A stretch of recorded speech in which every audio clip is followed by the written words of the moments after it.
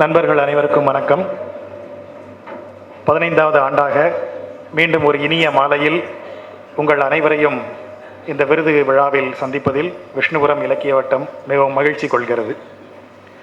நண்பர்களை 15 ஆண்டுகள் நீண்ட ஆண்டுகளாக தோன்றலாம். ஆனால் ஒவ்வொரு ஆண்டும் ஒரு நொடி போல கடந்து சென்று ஒவ்வொரு ஆண்டும் பேசப்பட்ட கொண்டாடப்பட்ட படைப்பாளிகளின் நினைவுகளுடன் தொடர்ந்து அது ஒரு கனவு போல் சென்று கொண்டே இருக்கிறது. இந்த ஆண்டின் 2024ஆம் ஆண்டின் விஷ்ணுபுர விருது விழாவை பெறும் திரு இரா முருகன் அவர்களை முதலில் வரவேற்று பெருமையடைகிறோம். இந்த விழாவிற்கு வருகை தந்திருக்கும் எழுத்தாளர்கள், கோயமுத்தூர் நகரினுடைய முக்கிய உறுப்பினர்கள், வாசகர்கள் ஆகிய அனைவருக்கும் விஷ்ணுபுரம் இலக்கிய வட்டத்தின் சார்பில் எங்கள் மனமார்ந்த வரவேற்பினை தெரிவித்துக் கொள்கிறோம். நண்பர்களே, இந்த விழா மேடைக்கு விருந்தினர்களை மேடைக்கு அழைக்கிறோம். விழாவின் நாயகனான திரு இரா முருகன் அவர்களை மேடைக்கு வருமாறு அன்புடன் அழைக்கிறோம்.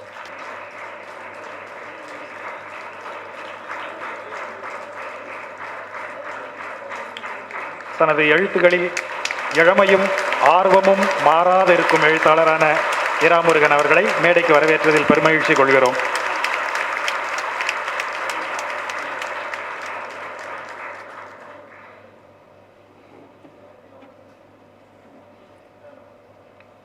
நன்றி முருகன் சார். நண்பர்களே, தமிழ் இலக்கியம், குறிப்பாக நவீன தமிழ் இலக்கியம் எப்போதும் ஒரு சிறப்புடையது. நவீன தமிழ் இலக்கிய எழுத்தாளர்கள் வரிசையில் தமிழ்நாட்டிலேயே தமிழகத்திலேயே உருவான எழுத்தாளர்களை தவிரவும் நமக்கு ரஷ்ய எழுத்தாளர்கள்,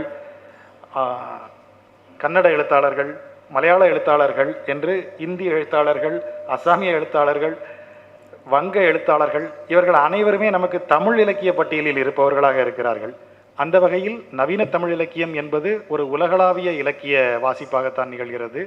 அந்த வகையில் நவீன கன்னட இலக்கியத்தில் ஒரு முக்கியமான பங்களிப்பாற்றி வரும் தமிழில் வேங்கை சவாரி என்னும் படைப்பின் வழியாக தமிழ் இலக்கிய வரிசையிலும் இடம்பெற்ற திரு விவேக் ஷான்பேக் அவர்களை இந்த மேடைக்கு வரவேற்பதில் விஷ்ணுபுரம் இலக்கிய வட்டம் பெருமை கொள்கிறது.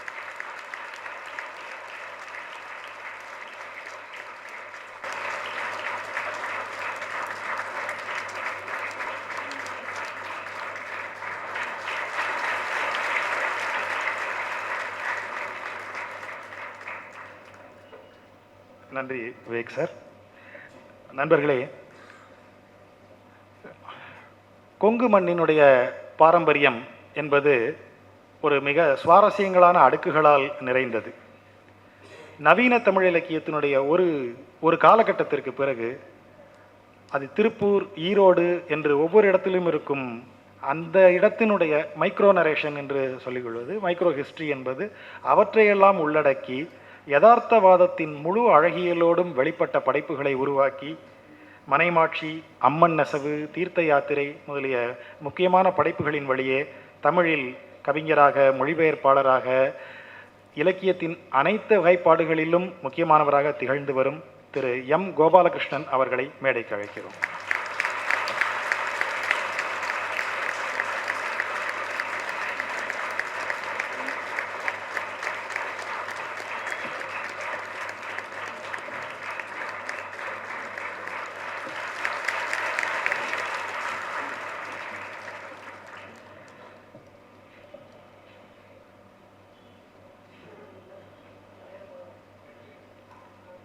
நன்றி கோபாலகிருஷ்ணன் சார். நண்பர்களே, ஒவ்வொரு முறையும் நமது அரங்கில் வாசகர்கள் தரப்பிலிருந்து நமது விருது பெற்ற எழுத்தாளரின் படைப்புலகை அணுகி அறிவதற்காக ஒரு இலக்கிய வட்டத்தினுடைய நல்வாசகர்கள் ஒருவரை நாம் மேடைக்கு அழைப்பது வழக்கம்.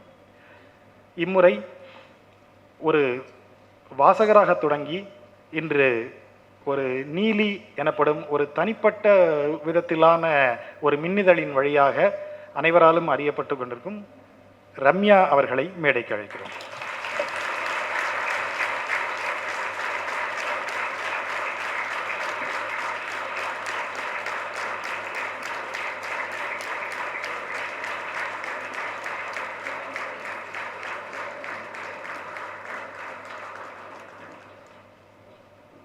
நன்றி ரம்யா. நண்பர்களே, இந்த அமைப்பினை துவக்கவும் இதன் செயல்பாடுகளுக்கு ஊற்றுக்கண்ணாக விளங்குபவரும் தமிழில் மிக அதிகமாக எழுதினாலும் மிக அதிகமாக பேசினாலும் தன்னை பற்றி பேசும்போது குறைவாக சொன்னால் போதும் என்று கேட்டுக்கொள்ளும் நம் அன்பிற்குரிய எழுத்தாளர் திரு ஜெயமோகன் அவர்களை மேடைக்கு அழைக்கிறோம்.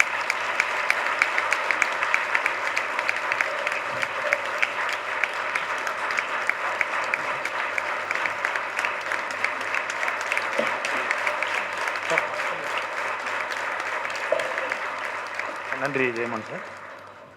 விழாவின் துவக்கமாக இறை வாழ்த்து பாடல் செல்வி மகிழ்மலர் அவர்கள் நமக்காக ஒரு பாடலை பாடுவார்.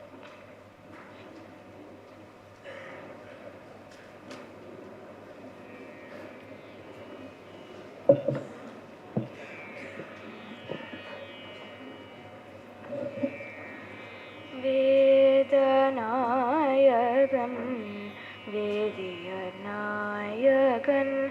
வேதநாயகன்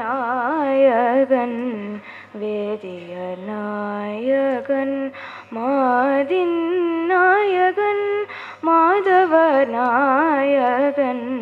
வேதநாயகன் வேதியநாயகன் மாதின் நாயகன் மாதவநாயகன் ஆதிநாயகன் ஆதிரை நாயகன் ஆதிநாயகன் ஆதிரை நாயகன் பூதநாயகன் புண்ணியமூர்த்தியே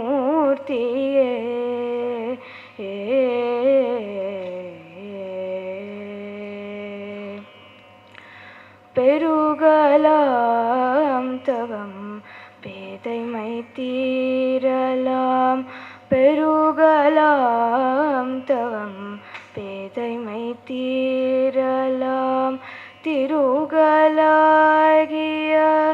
சிந்தை திருத்தலாம் பெருகலாம் தவம் பேதைமை தீரலாம் திருகலாகிய சிந்தை திருத்தலாம் பருகலாம் பரமாயதோர் ஆனந்தம் பருகலாம் பரமாயதோர் ஆனந்தம் மருகலானடி வாழ்த்தி வணங்கவே மருகலானடி வாழ்த்தி வணங்கவே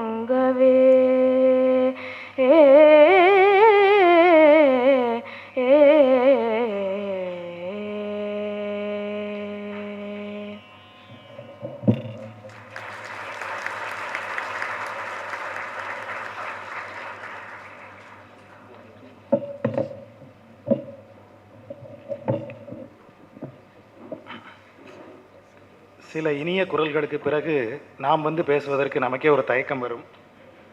அப்படிப்பட்ட ஒரு குரலால் ஒரு இனிய பாடலை நமக்கு தந்து சென்ற செல்வி மகிழ்மலருக்கு எங்கள் நண்பர்கள் சார்பில் நன்றி. நண்பர்களே, இந்த அமைப்பு ஒரு இனிய விபத்தாக துவங்கியது. ஒரு எழுத்தாளர் சந்திப்பாக இதை துவக்கி அதில் ஒரு ஒரு யோசனையாக உருப்பெற்று அதன் பிறகு தொடர்ந்து நண்பர்கள் அனைவரினுடைய பங்களிப்பினால் இது இன்று ஒரு முக்கியமான விழாவாக எழுத்தாளர்களுக்கு சிறப்பு செய்யக்கூடிய அவர்களின் படைப்புகளையும் அவர்களையும் கொண்டாடக்கூடிய ஒரு விழாவாக மாறியிருக்கிறது. இதற்கு முதலிலிருந்து இதனை முன்னெடுத்து சென்று இதற்கு உறுதியாக இருந்து அமைப்பிற்குள் இருக்கக்கூடிய ஒவ்வொருவருக்கும் சவால்களை அளித்து அமைப்பாளர் என்பதை ஆரவார அமைப்பாளராக விளங்கி வரும் கேவி அரங்கசாமி அவர்களது ஒரு அமைப்பு உரைக்கு அவரை மேடைக்கு அழைக்கிறோம். எழுதி வச்ச பெரிய கட்டுரையெல்லாம் ஒன்றும் இல்லை, சுருக்கமாக முடிச்சிடறேன். 15 வருஷங்கிறது பெரிய எண்ணா. ஏன்னா இவ்வளோ சீரியஸாக இந்த விஷயத்தை நாங்கள் நினச்சி துவங்கலை. ஒரு தமிழ்னி வசந்தகுமார் ஏதோ ஒரு விதத்தில் சொல்லி ஜெயமோகன் சாரோட கட்டுரைகளில் தொடர்ந்து சொன்னப்பட்ட விஷயங்களால் ஈடுபட்டு நண்பர்கள் ஒரு 6-7 பேர் சேர்ந்து அந்த இதில் சார்கிட்ட பர்மிஷன், ஜெயமோகன் சார்கிட்ட பர்மிஷன் கேட்டு துவங்கப்பட்ட இயக்கம் தான். ஒரு 15 வருஷத்துக்கு முன்னாடி ஆரம்பிக்கும் போது அதோட மையமாக அதோட எண்ணமாக இருந்தது அங்கீகரிக்கப்படாத இலக்கிய செயல்பாட்டாளர்கள், இலக்கிய எழுத்தாளர்கள் அவங்களுக்கான ஒரு அங்கீகாரத்தை கொடுக்குற ஒரு அமைப்பாக இதை தூங்குவோம் அப்படின்னு சொல்லி தான் நம்ம ஸ்டார்ட் பண்ணோம். அதை அந்த டயத்தில் நம்ம அதை தூங்கினோம். அதுக்கப்புறமா இப்போது உண்மையாகவே எழுதி வச்சா எவ்வளோ பெரிய பேப்பர் வர அளவுக்கு எண்ணிக்கை பெருசாகிடுச்சு. விஷ்ணுபுரம் இலக்கிய விடத்தோட மைய விருது இது. ஈரோட்டில் பெரியசாமி தூரன் விருது கொடுக்குறோம் ஆய்வாளர்களுக்காக, சென்னையில் குமரகுருபரன் விருது கொடுக்குறோம் இளம் கவிஞர்களுக்காக. இதை தவிர அமெரிக்காவில் வந்து பூன் இலக்கிய முகாம் நடத்துகிறோம், வருஷம் தொடர்ந்து நடத்துகிறோம். குறைஞ்சது 100 பேர் பங்கெடுக்கிறாங்க அமெரிக்கா முழுக்க இருந்து. ஐரோப்பாவில் இந்த வருஷம் அமைப்பை துவங்கியிருக்கோம். ஏற்கனவே இங்கிலாந்தில் அமைப்பு இருக்குது. சிங்கப்பூர், மலேசியாவில் தொடர்ந்து நிகழ்ச்சிகள் நடக்குது. நாகர்கோவிலை தவிர எல்லா இடத்துலையும் இருக்குது. குறைந்தது 5000 கட்டுரைகள் நோக்கி போயிட்டுருக்கோம். அது ஒரு தமிழில் மிகப்பெரிய பங்களிப்பு. இதை தவிர எங்களோட நண்பர்கள் எல்லாமே சேர்ந்து நற்றுணை, சுக்ரி, இந்த மாதிரியான வாசகர் குழுமங்கள் அங்கங்கே தொடர்ந்து நடத்திட்டு இருக்கோம்.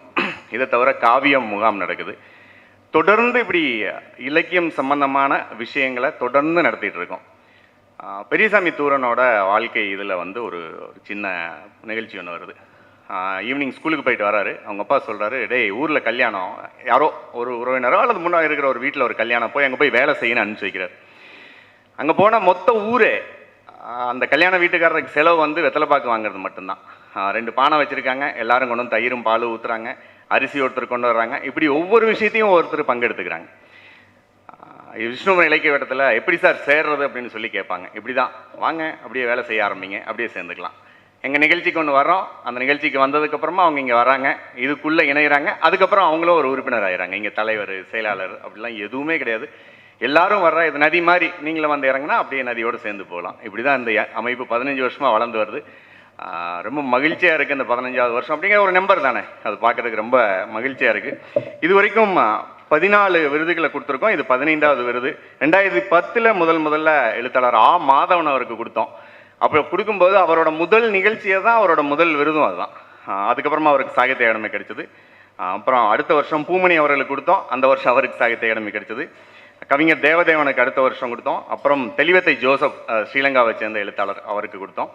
அப்புறம் எழுத்தாளர் ஞானக்கூத்தன், கவிஞர் ஞானக்கூத்தனை கொடுத்தோம். அப்புறம் தேவதச்சன், அப்புறம் மனதாசன் ஐயா, அப்புறம் சி முத்துசாமி, அவர் வந்து மலேசியாவை சேர்ந்த எழுத்தாளர். அப்புறம் ராஜ் கௌதம் அவர்களுக்கு கொடுத்தோம். கவிஞர் அபி, சுரேஷ்குமார் இந்திரஜித், அப்புறம் விக்ரமாதித்யன், அப்புறமா சாரு நிவேதிதா, சென்ற வருடம் யுவன் சந்திரசேகர். இந்த வருஷம் நம்ம 15வது விருது. இவ்வளோ தூரம் வந்திருக்கிறதுக்கு வாசகர்கள், அப்புறம் தானாக வந்து இணைந்து கொண்ட உலகம் முழுக்க குறைஞ்சது இன்றைக்கி வந்து ஒரு 1000 பேராவது ஆக்டிவாக அதுக்குள்ளே இருக்காங்க. ஆக்டிவாக இல்லாத அப்பப்போ வந்து போகிறவங்க 10,000 பேராவது இருப்பாங்க. இவ்வளோ பெரிய அமைப்பாக இது மாறும்னு கனவு நிஜமாக காணல. அது ரொம்ப பெருசாகிடுச்சு. எங்களுக்கு ரொம்ப மகிழ்ச்சியாக இருக்குது. எல்லாத்தோட முகத்துலேயும் புலகாங்கிதங்களும் மகிழ்ச்சியும்.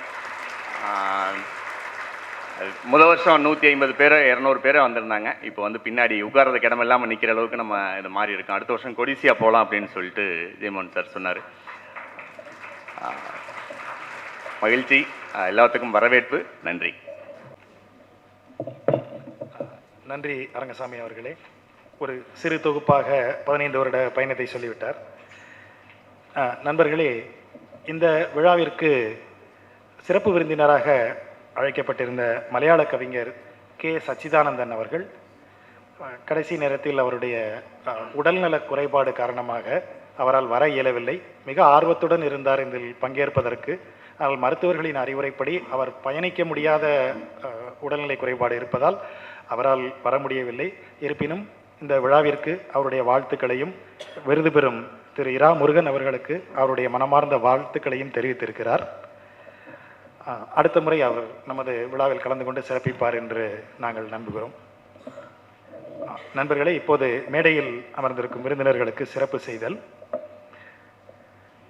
நமது அழைப்பிற்கு இணங்கி பெங்களூருவிலிருந்து வந்திருக்கும் அன்பிற்குரிய எழுத்தாளர் திரு விவேக் ஷான்பேக் அவர்களுக்கு சிறப்பு செய்வதற்கு நண்பர் பூபதியை மேடைக்கு அழைக்கிறோம்.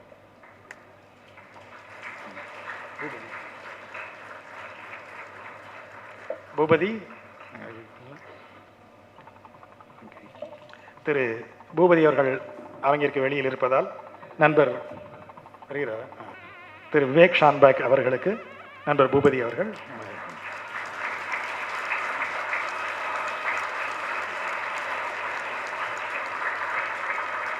நன்றி பூபதி.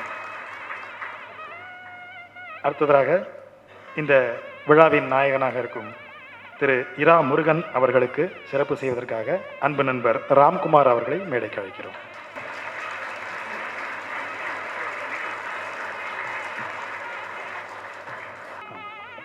சார் நீங்கள் உட்கார்ந்து இருக்கலாம் சார். நம் அன்பிற்குரிய எழுத்தாளர் திரு எம் கோபாலகிருஷ்ணன் அவர்களுக்கு சிறப்பு செய்வதற்கு நண்பர் சுஷில்குமார் அவர்களை மேடைக்கு அழைக்கிறோம்.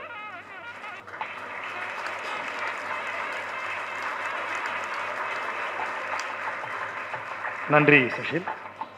அடுத்ததாக நம்முடைய வாசகர் தரப்பிலிருந்து வந்து பேசவிருக்கக்கூடிய நண்பர் எழுத்தாளர் ரம்யா அவர்களுக்கு சிறப்பு செய்வதற்கு நண்பர் சுதா ஸ்ரீனிவாசன் அவர்களை அழைக்கிறோம்.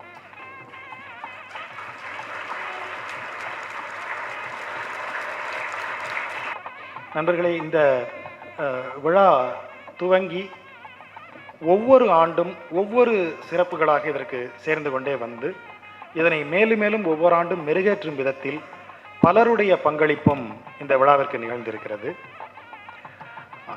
அப்படி ஒவ்வொரு ஆண்டும் இதற்கு சிறப்பினை சேர்த்த நண்பர்களுக்கான சிறப்பு செய்யும் நேரம் மேடையில் அமர்ந்திருக்கும் சிறப்பு விருந்தினர்கள் மூலமாக அந்த பங்கேற்று இதற்கு தங்கள் பங்களிப்பை அளித்த நண்பர்களுக்கான ஒரு சிறப்பு செய்யும் நிகழ்வு.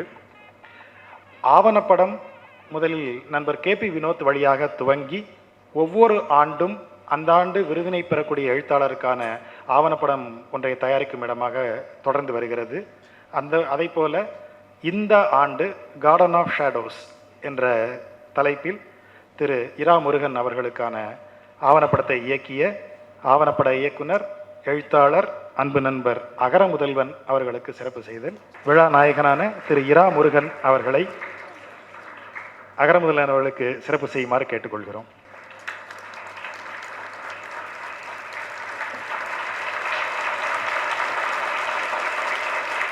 நண்பர்களே, இந்த விழாவில் நேரடியாக கலந்து கொண்டு நாம் அனைவரும் இந்த விழாவை ரசிக்கிறோம். இதை போலவே நம்மை போல் ஒரு கிட்டத்தட்ட 5-6 மடங்கிற்கும் அதிகமான மக்கள் இதை ஒவ்வொரு முறையும் கண்டுகளிப்பதற்காக தொடர்ந்து எல்லா இலக்கிய கூட்டங்களிலும் தனது பங்களிப்பை தொடர்ந்து செய்து வரக்கூடிய ஸ்ருதி டிவி அமைப்பின் கபிலன் அவர்களை சிறப்பு செய்கிறோம். திரு கபிலன் அவர்கள் மேடைக்கு வரும்.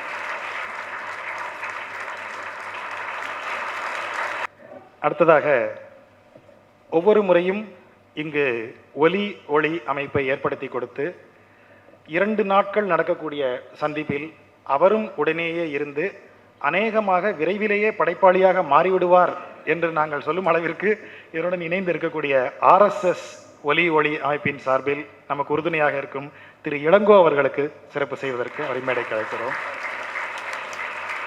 அன்புக்குரிய எழுத்தாளர் எம் கோபாலகிருஷ்ணன் அவர்களை இளங்கோ அவர்களுக்கு சிறப்பு செய்யுமாறு கேட்டுக்கொள்கிறோம். எப்படி மைக் எப்படி வைக்க வேண்டும், ஒலி அமைப்பு எப்படி செய்ய வேண்டும் என்பது இப்போது அவருக்கு சொல்ல வேண்டியதில்லை. அவரே மிகச் சரியாக அனைத்தையும் துல்லியமாக செய்து வருகிறார். நாங்கள் இந்த முறை இலக்கிய வினாடி வினா போட்டி நடத்தவில்லை. நடத்தி இருந்தால் அவர் 4 பரிசுகளையாவது வாங்கியிருப்பார். அப்படி ஒன்று ஒவ்வொரு முறையும் இந்த அரங்கினை நமக்கு கொடுத்து 2 நாட்கள் நமக்கு மிக ஒத்துழைப்பு தந்து வரும் இந்த ராஜஸ்தானி சங்க நிர்வாகத்திற்கு நம்முடைய நன்றியை தெரிவித்துக் கொள்கிறோம். ராஜஸ்தான் சங்க நிர்வாகிகளுக்கு சிறப்பு செய்யும் நேரம் சங்க நிர்வாகி இதுவரை அலுவலகத்திற்கு வரவில்லை. ஆகவே அவருக்கு நம்முடைய நன்றியை தெரிவித்துக் கொள்கிறோம். தனது இனிய குரலால் தொடர்ந்து இங்கு இறைவணக்கம் பாடி நம்மை மகிழ்வித்து வரும் செல்வி மகிழ்மலர் அவர்களுக்கு சிறப்பு செய்தல் திரு விவேக் ஷன்பேக் அவர்களை அவருக்கு மரியாதை செலுத்துமாறு கேட்டுக்கொள்கிறோம். நண்பர்களே, நமது விருது விழாவில் ஒவ்வொரு ஆண்டும் அந்த விருதினை பெறும் விழா நாயகனும் விருதாளருமான படைப்பாளியினுடைய படைப்புலகை குறித்து ஒரு நூல் வெளியிடப்படுவது தொடர்ந்து கடைபிடிக்கப்பட்டு வரும் மரபு. இந்த ஆண்டு திரு இரா முருகன் அவர்களது படைப்புலகை அடிப்படையாக கொண்டு எழுதப்பட்ட கட்டுரைகளின் தொகுப்பு முப்பட்டை கண்ணாடியின் உலகம் என்ற பெயரில் ஒரு நூலாக வெளிவருகிறது. அந்த நூலை வெளியிடும் நிகழ்வு, அந்த நூலை வெளியிடுமாறு அன்பிற்குரிய எழுத்தாளர் திரு எம் கோபாலகிருஷ்ணன் அவர்களை கேட்டுக்கொள்கிறோம். அந்த நூலை பெற்றுக்கொள்வதற்கு இங்கு எங்களுக்கு உணவு அளித்து ஒவ்வொரு முறை உபசரித்து வரும் அன்பிற்குரிய நண்பர் திரு விஜய் சூரியன் அவர்களை மேடைக்கு அழைக்கிறோம்.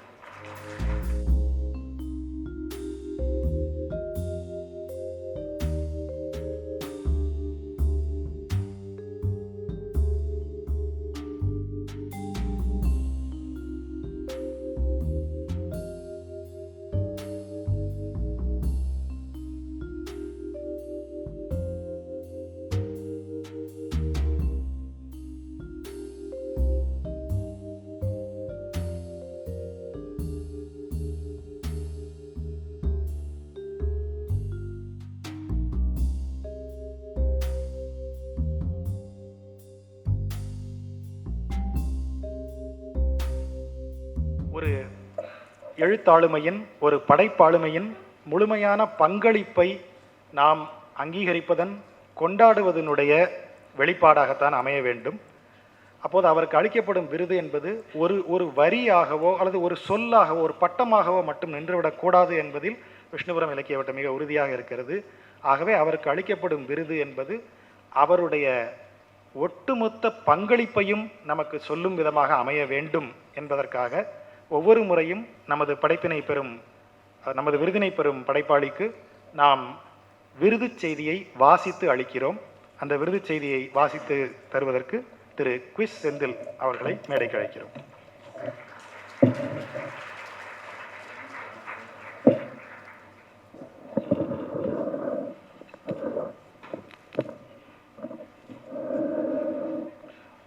வணக்கம். விஷ்ணுபுரம் விருது 2024 அறிவிக்கை. நாம் அறிந்த வரலாறு ஓர் ஒற்றை பெருங்கதை. அதில் ஒவ்வொரு தகவலும் ஒன்றுடன் ஒன்று இணைக்கப்பட்டு ஒரு பெரிய சித்திரம் உருவாக்கப்பட்டுள்ளது. அந்த இணைப்புக்கு ஆதாரமாக இருப்பது அவ்வரலாற்றை எழுதியவர்களின் பார்வை கோணமும் கருத்தியலும் தான். தமிழ் பண்பாட்டையும் தமிழ் வரலாற்றையும் ஒரு குறிப்பிட்ட கோணத்தில் வரையறை செய்யும் நோக்கம் அந்த பார்வைக்கு உண்டு. நாம் விளிமியங்கள் என்றும் அறங்கள் என்றும் கூறுபவை அனைத்தும் அவ்வாறுதான் உருவாக்கப்பட்டுள்ளன. அந்த வரலாற்றுக்குள்ளேயேதான் எல்லா வகையான மறுப்புகளும் விவாதங்களும் நிகழ்கின்றன. ஆனால் இந்த ஒற்றை வரலாறு என்பது ஆதிக்க நோக்கம் கொண்டது என்று பின் நவீனத்துவர்கள் கருதுகிறார்கள். இதுவே நம் சமூக அதிகாரத்தையும் பண்பாட்டு அதிகாரத்தையும் உருவாக்கி நிலைநிறுத்துகிறது. நம் குடும்பங்களுக்குள் வரை இந்த அதிகாரமே நீடிக்கிறது. இந்த ஒற்றை வரலாற்றை பெருங்கதையாடல் என அவர்கள் சொல்கிறார்கள். அதை தலைகீழாக்குவதும் சிதறடிப்பதுமே அதிகாரத்தை எதிர்கொள்ளும் முறை என வாதிடுகிறார்கள். அதற்காக மாற்று வரலாறுகளை எழுதுகிறார்கள். எழுதப்பட்ட வரலாற்றை தலைகீழாக்குகிறார்கள். வரலாற்றை தனிக்கதைகளாக சிதறடிக்கிறார்கள். தமிழில் எழுதப்பட்ட பின்னவீனத்துவ படைப்புகளில் எல்லா வகையிலும் முழுமையானது என்று இரா முருகனின் அரசூர் வம்சம் முதல் மிளகு வரையிலான நாவல்களை சொல்ல முடியும். அவை நீண்ட காலப்பரப்பில் ஏராளமான கதை மாந்தர்களை கொண்ட மிகப்பெரிய நாவல்கள். ஆனால் உறுதியான ஒற்றை வரலாற்று சித்திரம் கொண்டவை அல்ல. வரலாற்றை சாமானியர்கள் வழியாக அணுகுகிறார் இரா முருகன். வரலாற்றில் உள்ள தற்செயல்களையும் ஆதிக்கம் செலுத்தும் மனிதர்களின் அற்பத்தனங்களையும் பகடியுடன் சித்தரிக்கிறார். அதன் வழியாக ஒரு சிதறுண்ட வரலாற்றை உருவாக்குகிறார். பல்வேறு மொழி நடைகளை கலந்து இரா முருகன் உருவாக்கும் பகடி நடை அவருடைய புனை உலகின் சிறப்பு. அவருடைய படைப்புகளை மகிழ்வான வாசிப்பனுபவமாக ஆக்குவது அந்த நடையே. நுணுக்கமான புனைவு தருணங்கள் வழியாக ஏராளமான மனிதர்களின் முகங்கள் தெளிந்து வருகின்றன. எந்த வரலாற்றிலும் எழுதப்படாத சாமானியர்கள் அவர்கள். நாம் அறிந்த வரலாறு அவர் வழியாக முற்றிலும் வேறொன்றாக திரிந்து உருமாறி வருகிறது. தமிழில் இது ஒரு புனைவு சாதனை. ராமுருகனுக்கு விஷ்ணுபுரம் விருதை அளிப்பதில் விஷ்ணுபுரம் இலக்கிய வட்டம் பெருமை கொள்கிறது. இடம் கோயம்புத்தூர். நாள் 22/12/2024.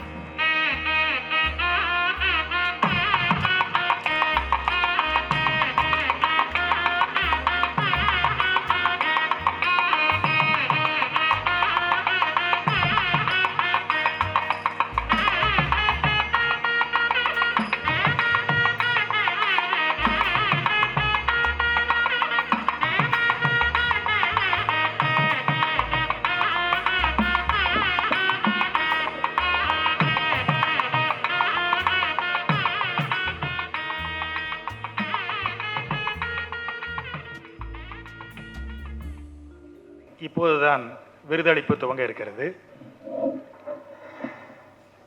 நண்பர்களே, ஒரு ஒரு படைப்பாளி தன்னுடைய மொத்த வாழ்க்கையிலும் தனது மொத்த படைப்புலகையும் காட்டுவதற்கு எவற்றையெல்லாமோ முன்வைத்து அவற்றை நமக்கு அளிக்கிறார். அவருடைய படைப்பை வாசிக்கும் நாம் அதற்கு பின்பு அவர்கள் கொடுக்கக்கூடிய உழைப்பு, அதற்காக அவர்கள் செய்யக்கூடிய தியாகம் என்கிற சொல்லிதான் சொல்ல வேண்டும், ஆகிய அனைத்திற்கும் முக்கியமான அங்கீகாரம் என்பதே நம்மை போன்ற வாசகர்கள் அவருக்கு அளிக்கக்கூடிய பாராட்டுக்கள். அந்த வகையில் விஷ்ணுபுரம் இலக்கிய வட்டம் உலகெங்கும் இருக்கக்கூடிய அனைத்து இலக்கிய வாசகர்களின் சார்பாகத்தான் இந்த விருதினை எழுத்தாளருக்கு ஒவ்வொரு ஆண்டும் வழங்குகிறோம். இந்த ஆண்டின் விருது விழா திரு இரா முருகன் அவர்களுக்கு விருதளிப்பின் முதல் நிகழ்வாக அவருக்கு மலர் மாலை அணிவித்து பெருமைப்படுத்துமாறு திரு ஜெயமோகன் அவர்களை கேட்டுக்கொள்கிறோம். உலகெங்கும் இருக்கும் இலக்கிய வாசகர்களின் பாராட்டு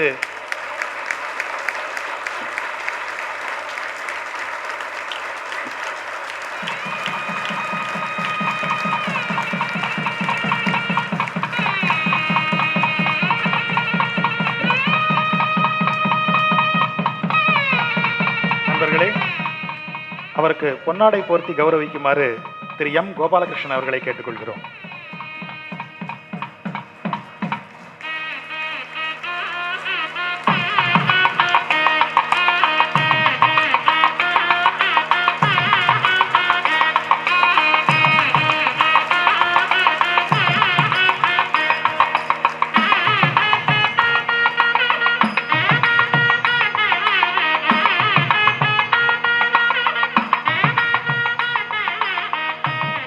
நண்பர்களே, விஷ்ணுபுரம் விருது விழா என்பது ஒரு அழகிய சிற்பமும் 5 லட்சம் ரூபாய் பணமும் கொண்டது. அந்த விருதினையும் அந்த விருது தொகையினையும் திரு இரா முருகன் அவர்களுக்கு வழங்குமாறு திரு விவேக் ஷான்பேக் அவர்களை விஷ்ணுபுரம் இலக்கிய வட்டம் அன்புடன் கேட்டுக்கொள்கிறது.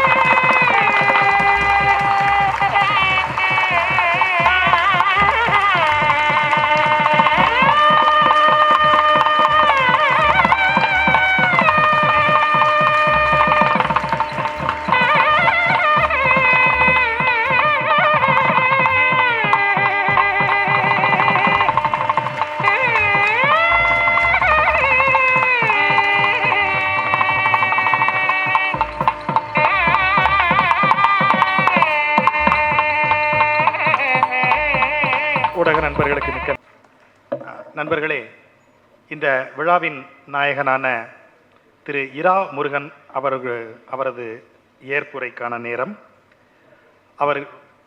அவருடைய பங்களிப்பை பாராட்டி காரைக்குடியைச் சேர்ந்த மரப்பாச்சி இலக்கிய வட்டத்தின் நண்பர்கள் ஓவியர் மு பிரகாஷ் அவர்கள் வரைந்த அவரது உருவப்படத்தை அவருக்கு நினைவு பரிசாக வழங்க இருக்கிறார்கள். அதை வழங்குமாறு அன்பிற்குரிய எழுத்தாளரும் கதை சொல்லியுமான திரு பவா செல்லத்துறை அவர்களை கேட்டுக்கொள்கிறோம்.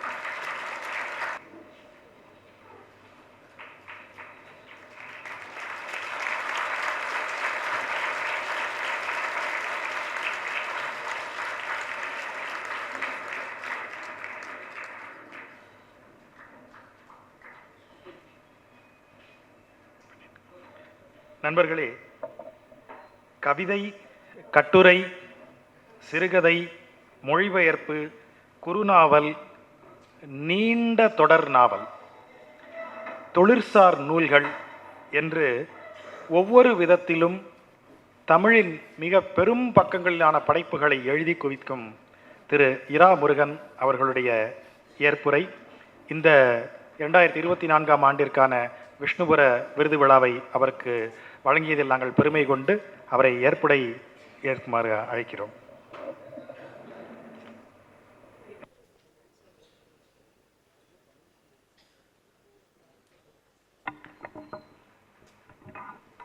ஒரு இனிய மாலை பொழுது கிட்டத்தட்ட முடிந்து கொண்டிருக்கிறது. மலையாளத்தில் சொல்லுவாங்க, மிற்ற சாரி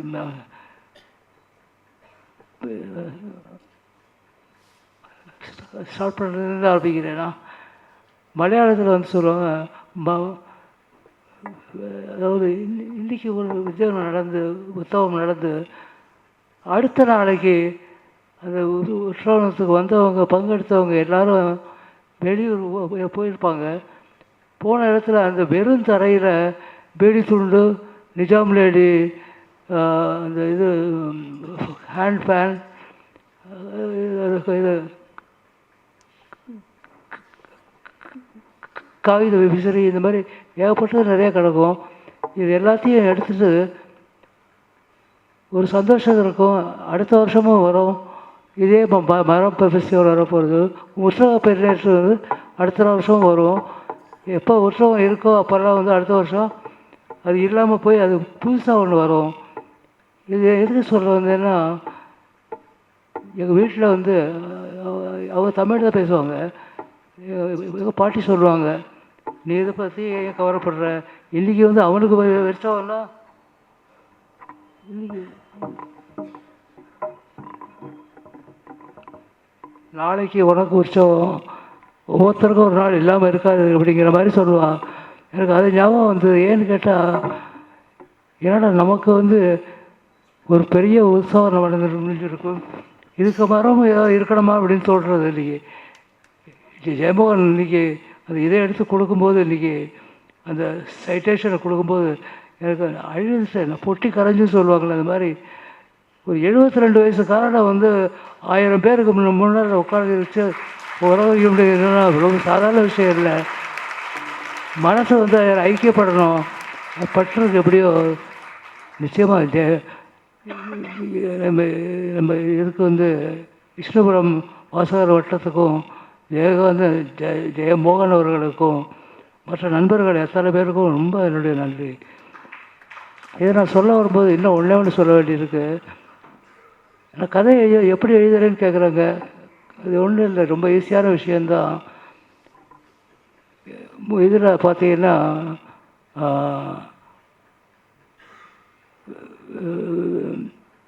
பேர் மறந்து போச்சு, வில்லியம் ஃபாக்னர் நினைக்கிறேன். வில்லியம் ஃபாக்னர் அவர் வந்து நோபல் பரிசு வாங்கினாராம். வாங்கினோட அவர்கிட்ட கேட்டிருக்கிறாங்க, எப்படி நீங்கள் இது மாதிரி எழுதியிருக்கீங்கன்னு சொல்லிட்டு. இது என்ன பெரிய கஷ்டம், அது ஒன்றும் விஷயமே இல்லை. அது இன்னொரு 500 வருஷம் கழிச்சு இதை எழுத முடியும், இதே நாவலை இதே மாதிரி எழுத முடியும், இல்லை இதை விட மேம்பட்டு கூட இது பண்ணலாம், மனப்பட முடியும். ஏன்னு ஆனால் ஒரே ஒரு கேவியட் என்னன்னு சொன்னால், அது எழுதுறதுக்கு ஒன்று நான் எழுதுகிறோம் நல்ல ஷேக்ஸ்பியர் இருக்கணும் அப்படின்னு. அந்த அளவுக்கு அதாவது தன்மையிலையும் முக்கியமான சில பர்சனாலிட்டிஸ் மேலே ஒரு இன்றைக்கு என்னமோ இப்போ சரியாக வர மாட்டேங்கிறது. இந்த பேச முடிக்கலாம், ஒன்றும் கவலை இல்லை. நான் இதை பற்றி சொல்லிகிட்டு இருந்தேன், நாவல் எழுதுறதை பற்றி சொல்லிகிட்டு இருந்தேன். நாவல் எழுதுறதுக்கு ஒன்று கையில் அந்த கதை இருக்கணும், அது இல்லாட்டா நிறைய நேரம் இருக்கணும். இது யாரோ கேட்டாங்க மத்தியானம் கூட, காவல் எழுதுறது கஷ்டமா சிறுகதை எழுதுறது கஷ்டமா அப்படின்னு சொல்லிட்டு. இது கஷ்டங்கிற விஷயமே கிடையாது. வேறு எழுத வேண்டியது என்ன, எப்படி போய் இன்னும் கொஞ்ச நாள் இந்த சிறுகதை, குறுங்கதை, குறுநாவல், நாவல் எல்லாமே சேர்ந்து ஒரே ஒரு ஜஸ்ட் ஒன் என்டிட்டி, அதுலேருந்து எடுத்து என்ன வேணாலும் நீங்கள் ஷேர் பண்ணிக்கலாம். அது மாதிரி வர சான்ஸ் இருக்குது. நான் வந்து சரி இதில் இருந்தேன் இல்லையா. முக்கியமாக அந்த மாதிரி ஒரு சூழ்நிலை வரும்போது ஒரு பெரிய ஒரு என்டிட்டி அந்த கிளாஸ்னு வச்சுக்கோங்களேன், அதில் வந்து சைடுலேருந்து ப்ளக் அண்ட் ப்ளே அப்படின்னு சொல்லுவாங்க. ப்ளக் அண்ட் ப்ளே எப்படி பண்ணுறதுன்னு சொல்கிறதுன்னா ஈஸியாக சொல்லலாம், ஒன்றும் பண்ண முடியாது, ஒன்றும் கஷ்டம் இல்லை. இப்போது ஸ்கூலில் படிச்சுட்டு இருந்தேன் நான், ஒரு 10 வயசு இருக்கும் எனக்கு. அப்படி இருக்கும்போது ஒரு நாள் ஒரு வாரம் எங்கள் ஊர் பூரா ஒரே ஓஹோன்னு பத்திட்டு எரியுது. நிஜமாக பத்திட்டு எரியல, அவ்வளோ தூரத்துக்கு பரபரப்பு. என்ன பரப்புன்னு கேட்டீங்கன்னா, எல்லா வீட்லேயும் ஹவுஸ் இது ஸ்டவ் பேசுதுப்பா அப்படின்னு சொல்லிட்டு ஸ்டவ்வில் அவங்க பேசுகிறதாவது ஒன்றும் புரியலை. அப்புறம் பார்த்தா எல்லா வீடுகள்லேயும் ஒரு ஜனதா ஸ்டவ்னு சொல்லுவாங்க அந்த காலத்தில். நான் சொல்கிறேன் 1959 1962 ஜனதா ஸ்டவ் வச்சுட்டு முன்னால் 2 பேர் வந்து இந்த சைடு ஒருத்தர் அந்த சைடு ஒருத்தர் உட்காரணும். 2 பசங்க உட்காந்துருப்பாங்க. அந்த வீட்டுக்கார அம்மா வந்து இந்த பின்னாடி நின்றுக்கிட்டு நம்ம சோனத்து ஒரு பேரை சொல்லி சேஷாச்சலம் எஸ்எஸ்எல்சி போயிருக்கான 5வது தடவையா பாஸ் பண்ணுவானா அப்படின்னு கேட்பாங்க. உடனே அந்த ஸ்டவ் வந்து காலை தூக்கி டொக்குன்னு அடிக்கும். 2 தடவை அடித்தாரா பாஸ் பண்ணிவிடுவோம், 1 தடவை அடித்தாரா ஃபெயில் ஆகிடும். அந்த மாதிரி இந்த மாதிரி இது வந்து ஒரு பெரிய ஆச்சரியமான வரப்பட்டது. இப்போ எனக்கு தோன்றது, இப்போ தெரியறது அது எப்படி நடந்திருக்க முடியும். ஒரு கலெக்டிவாக ஒரு டிஸ்பிலீவ், அதாவது ஒரு நம்பிக்கையின்மை அப்படிங்கிற விஷயத்தையே அத்தனை பேரும் சேர்ந்து கலெக்டு அதை வந்து கொடியில் போட்டுட்டு சந்தோஷமாக அந்த ஆச்சரியகரமான ஒரு இந்த ஊழலில் பங்கெடுத்துக்கிட்டோன்னா எவ்வளோ நேரம் எவ்வளோ தூரம் இந்த இதில் ஒரு ஆச்சரியம் இருக்கோ அவ்வளோ தூரம் சந்தோஷம் இருக்கும். அது சந்தோஷம் இல்லாமல் இருக்காது. அந்த மாதிரி நான் எழுதின முதல் கதைகள்லாம் அவற்றை கிழித்து போடுறேன்னு நினைத்தேன். எனக்கு தோணவில்லை. அதுக்கப்புறம் ஒரு முக்கியமான ஒரு கதை எழுதினேன். தேர்னு ஒரு கதை எழுதினேன். தேரில் வந்து எனக்கு என்னால் கொண்டு வர முடியலை. மேஜிக்கல் ரியலிசம் அப்போ வரவும் இல்லை, இப்போ தெரியவும் தெரியாது. மேபி எல்லோரும் வந்திருப்பாங்க. அந்த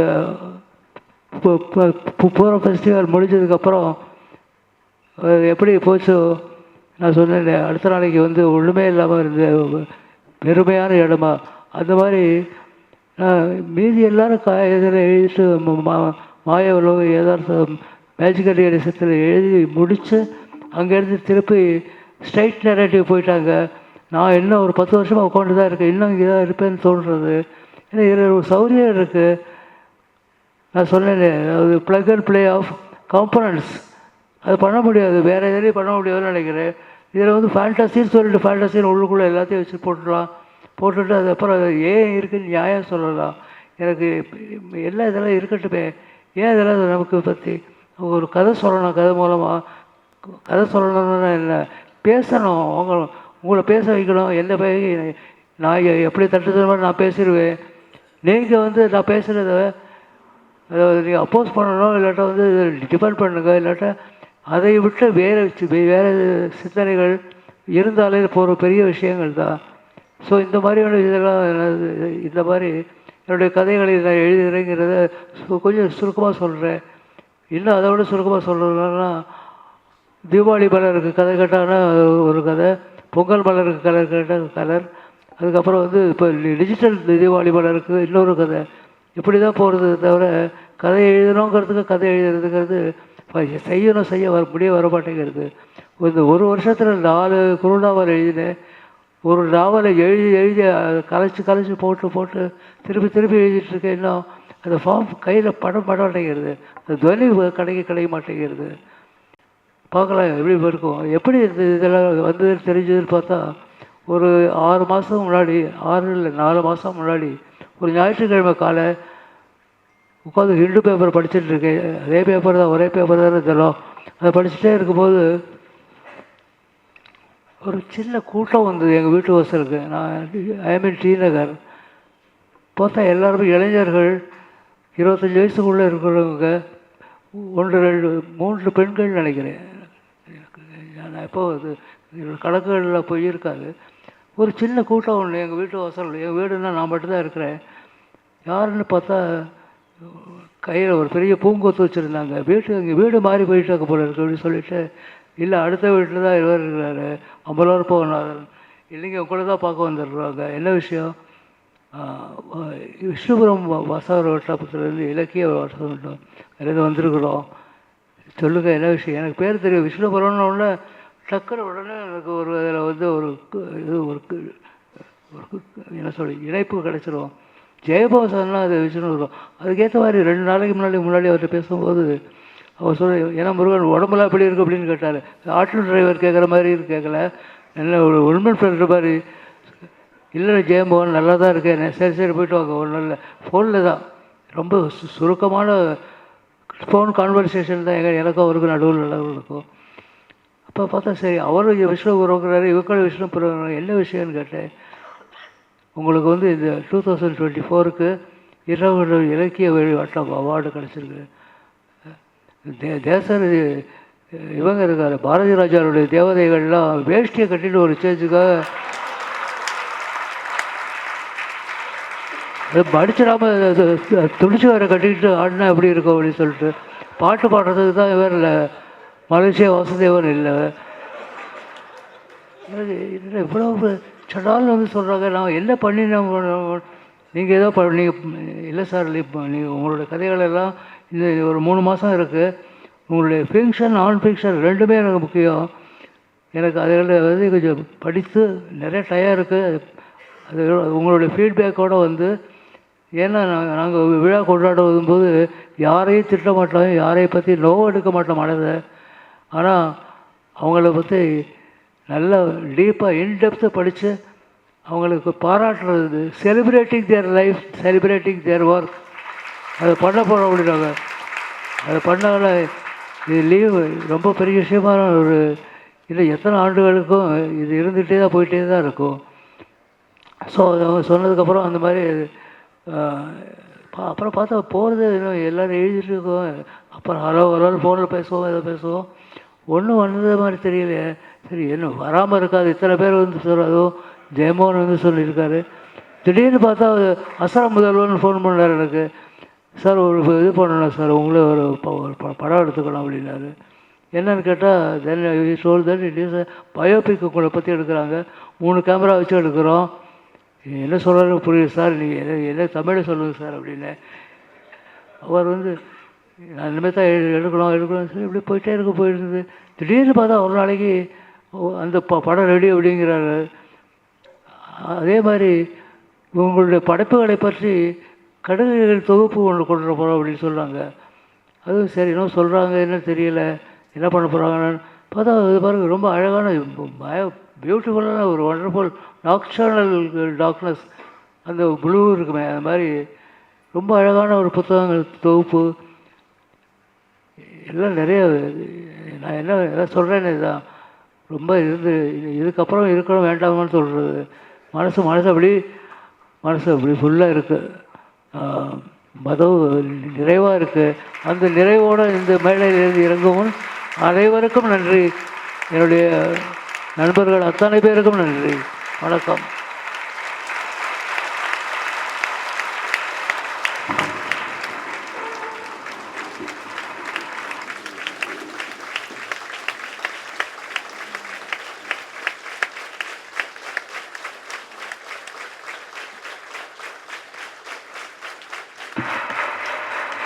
நன்றி நண்பர்களே. எழுத்தாளர் திரு இரா முருகனை சந்திப்பதற்கு சென்னையில் நண்பர் காளி பிரசாத், நண்பர் சுரேஷ் பாபு என்று அனைவரோடு அடிக்கடி செல்வது வழக்கம். அவருக்கு சற்று உடல்நிலை சரியில்லை, ஆகவே அவரை சந்திக்க செல்லலாம் என்றுதான் சந்திப்பிற்கு செல்வது வழக்கம். அவை இந்த உடல்நிலை சரியில்லாதவரை சந்திக்க போகும்போது நாம் ஒரு சோகத்தை அணிந்து கொண்டு செல்ல வேண்டிய ஒரு பழக்கத்தில் போனால் ஒவ்வொரு நிமிடத்திற்கு 4 முறையாவது நாம் சிரித்து வயிறு வலித்து தான் வெளியே வர வேண்டும். எந்த நிலையிலும் அவருடைய நகைச்சுவை உணர்விற்கோ அவருடைய அந்த நகைச்சுவை உணர்வு என்பது அவருக்கு துளி கூட குறையாது. அவருடன் பேசும் ஒவ்வொரு நிமிடமும் நமக்கு அது நிறைவை தரக்கூடியது. எந்த புகார்களும் எந்த குறைகளும் இல்லாத அவ்வளவு இனிமையான ஒரு எழுத்தாளர்.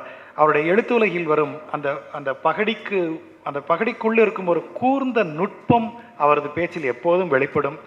இன்னும் பல ஆண்டுகள் அவரிடமிருந்து இன்னும் பல படைப்புகள் வர வேண்டும். நாம் அனைவரும் அதை மேலும் மேலும் வாசித்து மகிழ்ச்சி அடைய வேண்டும் என்பது விஷ்ணுபுரம் இலக்கிய வட்ட நண்பர்கள் மட்டுமன்றி ஒவ்வொரு தமிழ் இலக்கிய வாசகரின் எதிர்பார்ப்பும் அதுவே. இந்த இலக்கிய விழா ஒரு எழுத்தாளரை கௌரவிப்பது என்பதோடு தமிழ் இலக்கியத்தினுடைய ஒரு கொண்டாட்டமாகவும் சமகால தமிழ் இலக்கியத்தின் ஒரு மிக முக்கியமான விழாவாகவும் மாறிக்கொண்டே இருக்கிறது. இதில் 2 நாட்களாக இந்த விழா நடைபெற்று வருகிறது. அதன் உச்சமாக இந்த விருதளிப்பு விழா. சனிக்கிழமை காலையிலிருந்து நாம் இங்கு தொடர்ந்து அரங்குகள் நிகழ்த்தி வந்திருக்கிறோம். இலக்கிய செயல்பாட்டில் இருப்பவர்களான திரு மந்திரமூர்த்தி அழகு, திரு கார்த்திகேயன் அவர்களுடனான உரையாடலில் துவங்கிய அரங்கு, எழுத்தாளர்கள் மயிலன் ஜி சின்னப்பன், தமிழ் பிரபா, சித்ரன், மூத்த எழுத்தாளரான கீரனூர் சாகிர் ராஜா ஆகிய அனைவருடனான வாசகர்களின் உரையாடலாக தொடர்ந்து மொழிபெயர்ப்பாளர்களும் கவிஞர்களுமான தென்றல் சிவகுமார், லாவண்யா சுந்தர்ராஜன், கயல் ஆகியோருடனான உரையாடலாக நிறைந்து இப்போது திரு இரா முருகன் அவர்களுக்கு விருதளிப்பு விழாவாக நிறைவடைந்திருக்கிறது. இந்த விழாவை ஒரு முறையாக நன்றி அறிவிப்பு செய்வதற்கு கோவையில் இந்த விழாவை நடத்துவதற்கு முக்கிய காரணமாக இருப்பவரும், கோவையில் நாங்கள் மழை பெய்ய வேண்டும், வெயில் அடிக்க வேண்டும் என்றாலும் உடனடியாக தொடர்பு கொள்ளக்கூடிய நண்பர் டைனமிக் நடராஜன் அவர்களை மேடைக்கு அழைக்கிறோம்.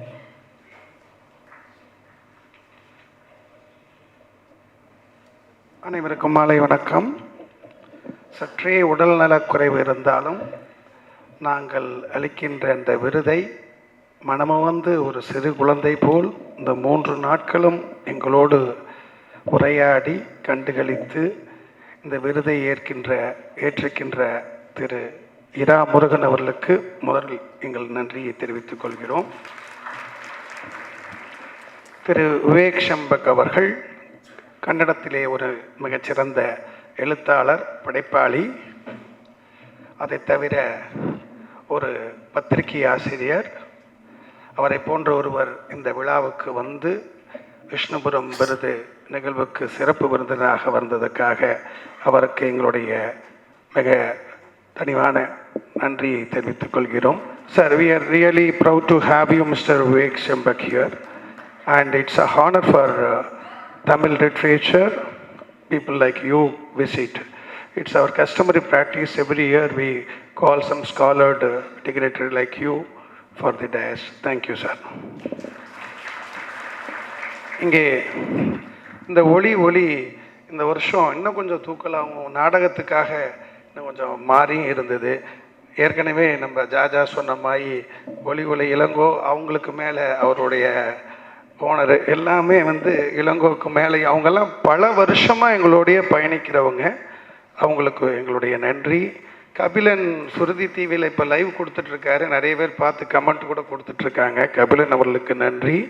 வருடம் எங்களுடைய இந்த விழாவை பத்திரிகையிலே அறிவிப்பதற்கு உடன் இருக்கும் திரு கிருஷ்ணா ஸ்வீட்ஸ் கிருஷ்ணன் அவர்களுக்கு எங்களுடைய நன்றி. இங்கு பல அமர்வுகள் நடைபெற்றன. அதில் பங்கேற்ற படைப்பாளிகள், அதை திறன்பட நடத்திய இளம் வாசகர்கள், விஷ்ணுபுரம் அமைப்பைச் சேர்ந்த நண்பர்கள் அனைவருக்கும் எங்களுடைய மனமார்ந்த நன்றி. அதை தவிர இந்த விழாவுக்கு தன்னுடைய வயது மூப்பு காரணமாக 3 மணி நேரம் இருக்க முடியாது என்று நினைத்தாலும் இருந்து சென்ற கோவையின் முகங்களாக இருக்கக்கூடிய பல முக்கிய முகங்களுக்கு எங்களுடைய நன்றி. எல்லாத்திலையும் விட வருடந்தோறும் இந்த ஒரு விழா நடப்பதற்கு மிக முக்கியமான காரணமாக இருக்கின்ற வாசக பெருமக்கள், இங்கே சிறப்புரையாற்றிய திரு எம் கோபாலகிருஷ்ணன், அமைப்பைச் சேர்ந்த திரு மணிக்கும் செல்வி ரம்யா அவர்களுக்கும், ஒரு ரசவாதி இருந்தால்தான் அத்தனையும் ஒருங்கிணைக்க முடியும். அப்பேற்பட்ட ஒரு ஒருங்கிணைக்கும் கேட்டலிஸ்ட் என்று சொல்லலாம். திரு ஜெயமோகன் அவர்கள் இல்லை என்றால் இந்த விழா இப்படி அவரை எப்படி இதை கனவு காண்டுகிட்டே இருப்பார். அந்த கனவு எல்லாத்துக்கும் பாஸ் ஆகுங்கிறதுல இருக்கிற எல்லாத்துக்கும் தெரியும்.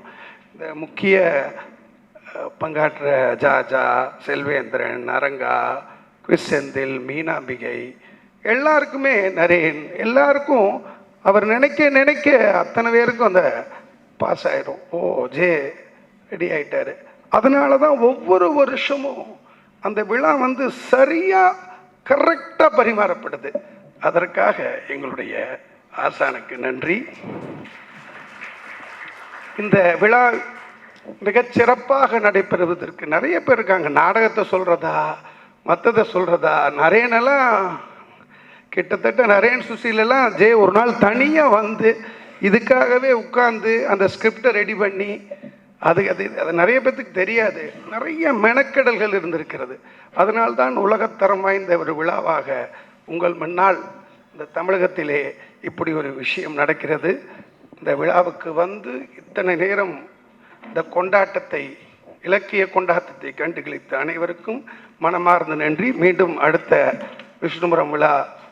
நன்றியுரைக்கு நன்றி நடராஜன் அவர்களே. நண்பர்களே, 2024ஆம் ஆண்டிற்கான விருது விழா இனிதே நிறைவு பெறுகிறது. மீண்டும் 2025ஆம் ஆண்டில் மற்றொரு முக்கியமான படைப்பாளுமையுடன் நமது இனிய மாலை தொடரும். விழாவிற்கு வந்து சிறப்பித்த விருந்தினர்கள் அனைவருக்கும் நன்றி. நண்பர்களே, இரவு உணவு தயாராக இருக்கிறது. கிளம்பும் நண்பர்கள் உண்டு செல்லுமாறு அன்புடன் கேட்டுக்கொள்கிறோம். மிக்க நன்றி.